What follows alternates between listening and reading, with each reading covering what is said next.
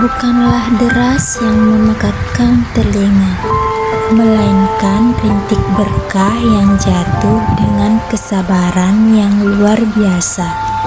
Seolah-olah alam sedang melakukan pembersihan tahunan.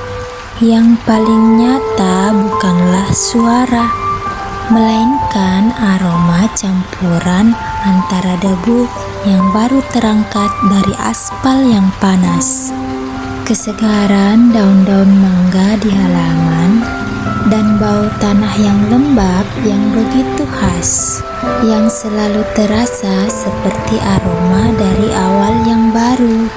Di teras depan rumah tua itu, air menetes dari ujung genteng yang retak, mengisi irama yang menenteramkan. Hujan ini selalu mengingatkanku pada masa kecilku, di mana setiap hujan adalah alasan untuk berhenti sejenak, melepaskan sepatu dan membiarkan diri merasa benar-benar hidup. Namun saat ia masuk ke ambang pintu untuk merasakan udara sejuk itu, ia menemukan sebuah pot kecil yang diletakkan di sana. Pot yang seharusnya sudah mati sejak musim kemarau lalu, kini menumbuhkan tunas baru. Siapa yang menaruhnya? Dan mengapa hal sesederhana ini terasa sebuah isyarat yang sangat mendesak? Dulu aku selalu benci hari hujan, becek, dingin, dan menghalangi langkah. Sampai suatu pagi, aku duduk termangu di jendela. Aku melihatnya. Setetes air hujan yang jatuh dari ketinggian menghantam tanah, dan seketika itu juga tanah yang kering dan retak menjadi subur. Aku menyadari sesuatu, bahwa jatuh itu tidak berarti harus selalu kegagalan. Terkadang jatuh adalah sebuah proses, sebuah kelembutan yang dikirimkan untuk memberi kehidupan yang baru. Hujan mengajarkanku bahwa kita harus melewati masa-masa kelam dan basah, agar kelak saat matahari muncul, kita bisa menumbuhkan sesuatu yang indah. Mau tahu apa yang akhirnya tumbuh dari hujan terbesarku?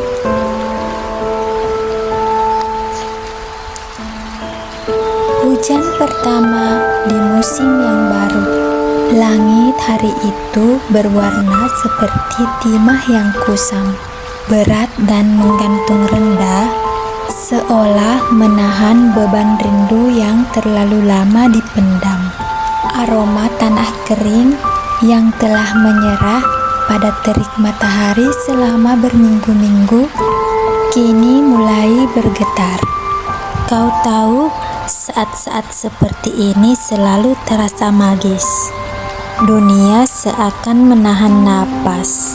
Lalu mulailah, bukan dengan gemuruh dahsyat, melainkan dengan satu tik yang jatuh tepat di jendela, diikuti yang kedua dan ketiga, dan kemudian deras. Hujan pertama di musim ini.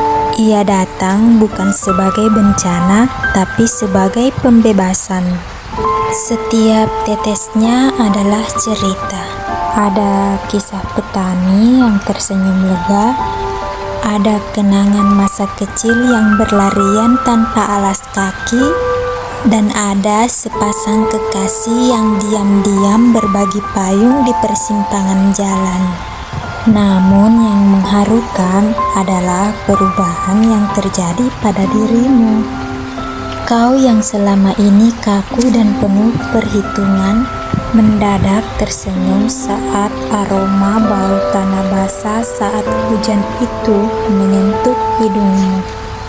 Kau menutup buku, membiarkan bunyi gemericik itu menjadi melodi satu-satunya di ruangan. Hujan telah menjadi saksi bisu. Ia turun bukan hanya untuk membasahi bumi, tetapi untuk membasuh luka dan keraguan yang selama ini kita simpan. Ia mengajarkan bahwa setelah kekeringan terpanjang, keajaiban akan segera datang dalam bentuk yang paling sederhana. Jadi biarkan hujan kali ini berbicara. Dengarkan baik-baik pesan apa yang ia bawa untukmu hari ini. Dinding kamar kontrakanku selalu menjadi saksi bisu setiap kali September menyapa.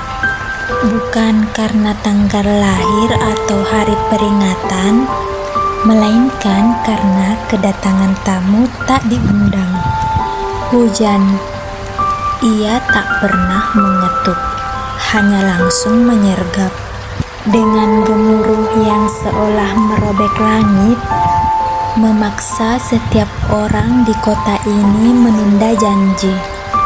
Tapi bagiku, hujan adalah jeda yang kumanfaatkan untuk menyusun kepingan memori tentang Kak Senja.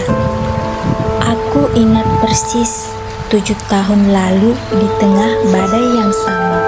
Ia menyerahkan payung biru sambil berbisik, "Jangan pernah benci hujan raya." Di balik derasnya selalu ada cerita yang harus kita dengarkan. Malam itu adalah hari kali terakhir aku melihatnya. Payung itu kini tergantung di belakang pintu. Kainnya sudah usang, bingkainya bengkok, dan ia menjadi satu-satunya petunjuk yang kumiliki. Malam ini di bawah guyuran hujan yang tak kunjung reda, sebuah amplop coklat tiba di bawah pintu. Tanpa nama pengirim, tanpa alamat, hanya cap pos yang basah. Jantungku berdebar kencang, seirama dengan air tetesan yang jatuh dari atap. Aku tahu surat itu adalah pintu gerbang menuju kebenaran tentang Kak Senja.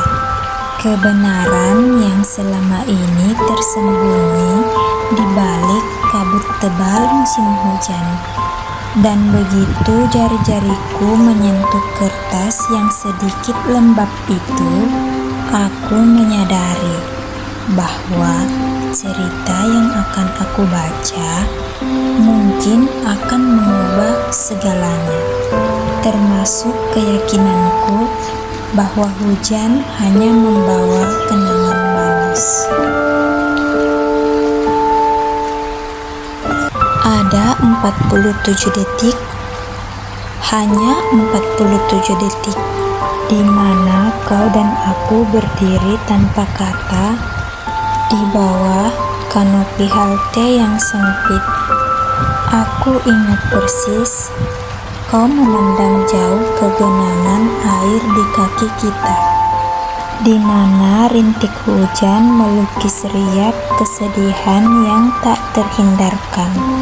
Malam itu, dinginnya udara bukan berasal dari cuaca, melainkan dari jarak yang tiba-tiba tercipta di antara dua tubuh yang dulunya saling menguatkan. Kau memegang erat pegangan tasmu, seolah takut jika kau melepaskannya. Seluruh sisa keberanianmu akan ikut hanyut di bawah air selokan. Aku pengecut, hanya mampu menatap garis rahangmu yang tegas.